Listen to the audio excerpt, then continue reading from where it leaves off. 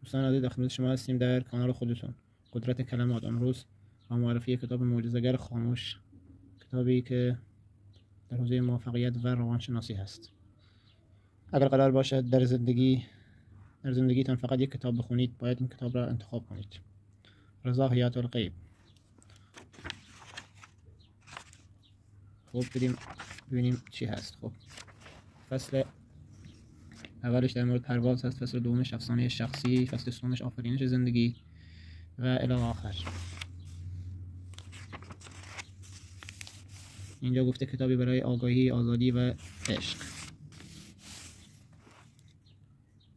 ابرها نمیدانند چرا به سمت میروند و چرا با این سرعت میروند. تنها یک انگیزش اینجایی است که اکنون باید رفت.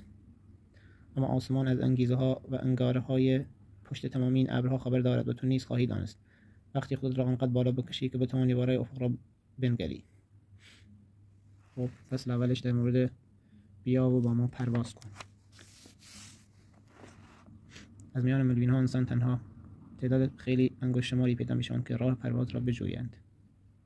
واقعا خیلی کتاب خوبیه. من بارها و بارها این کتاب خوندم. اگر چیزی نیاموزیم، جهان بعدی نیز مانند همین جهان خواهد بود، با همان محدودیت ها و مشکلات. از بزرگ بودن آرزوهایتان نترسید، بلکه از کوتاه بودن سقف آرزوهایتان بترسید که منطقی به نظر برسد.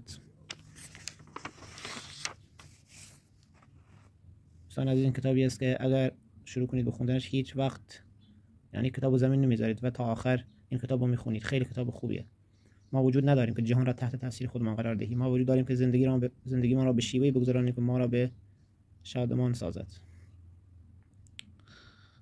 کانال قدرت کلمات دوستان عزیز، لطفاً ساب کنید، لایک کنید و اشتراک گذاری کنید. ممنونم.